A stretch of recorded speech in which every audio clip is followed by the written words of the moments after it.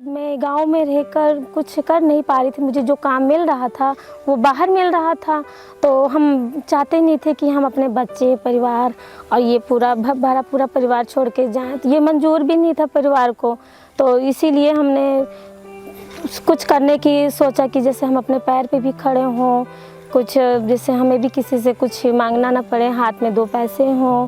तो हम एक दिन ऐसे तुलसीपुर हम गए, तो हमने कुछ बहनों को देखा कि वो कुछ हमसे छोटी उम्र की दीदी लोग थी, तो वो झोला टांगी हुई थी। तो उनसे हमने ऐसी ही बात किया कि दीदी आप लोग क्या करते हो। तो उन सब बहनों ने हमें बताया कि हम अपने अपने ग्राम पंचायत से CRP पद पे काम करते हैं और अपने ग्राम पंचायत के किसानों को तकनीकी से खेती कराते हैं। तो हम थे अपने खेती ही परिवार के, हमारे पापा भी थोड़े खेती से थे, तो हमें कुछ उसका नॉलेज भी था। तो हमने सोचा हमारे लिए ये काम बहुत अच्छा है, हम इसको तो हम बिल्कुल कर ही सकते हैं।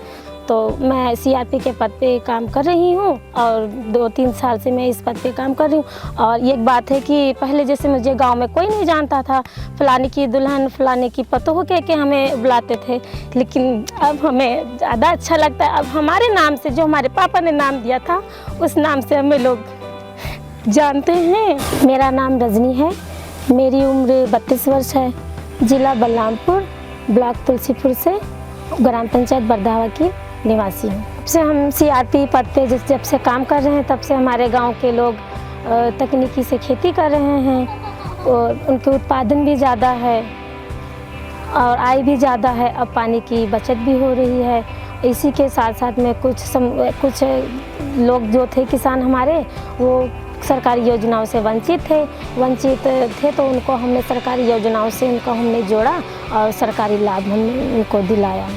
कि वीडियो दिखाना था, तो किसानों को जैसे पहले बताते थे तो हमें बताने में और किसान को थोड़ा समझने में मुश्किल लगता था, तो हमें वीडियो प्रोजेक्ट के द्वारा हमें किसान को वीडियो दिखाना बहुत अच्छा लगा। कि किसान को जैसे हम वीडियो दिखाते थे तो किसान जल्दी राजी हो जाते थे। उन्हें हर चीज़ बारीकी से वीडियो दिखाकर हम समझा सकते थे और बता सकते थे। ये काम मुझे वीडियो के द्वारा, प्रोजेक्ट के द्वारा वीडियो के साथ काम करना मुझे बहुत अच्छा लगा, जो मेरे लिए बहुत प्रेरणादायक है। मेरे लिए संस्था का सबसे मुश्किल काम ये था, जैसे कि पहले मैं घर से निकलती नहीं थी। घर से ना निकलने की वजह के कारण मैं किसानों से अच्छे से बात नहीं कर पाती थी।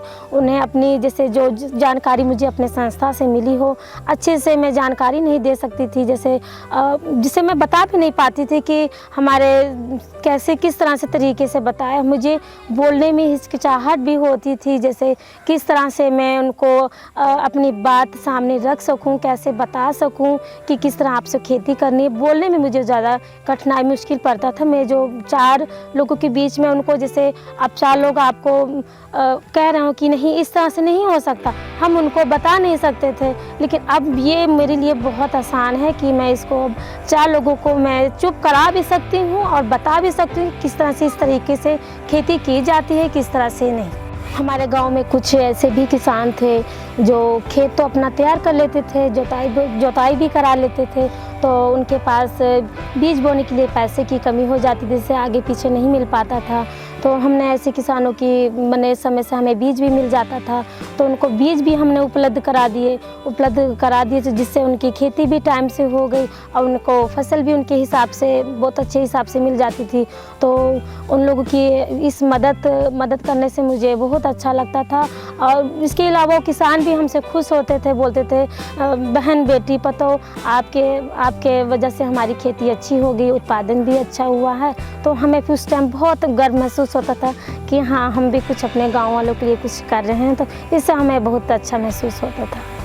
हम ये चाहते हैं कि हमारे गांव में मिट्टी जांच की सुविधा उपलब्ध हो जाए, जिससे किसानों को ज़्यादा से ज़्यादा फ़ायदा हो और रासायनिक उर्वरकों का कम उपयोग कम होगा तो किसान को ज़्यादा लाभ होगा। इसके साथ में हमारे संस्था को भी परियोजना के लिए भी जो अच्छा रहेगा।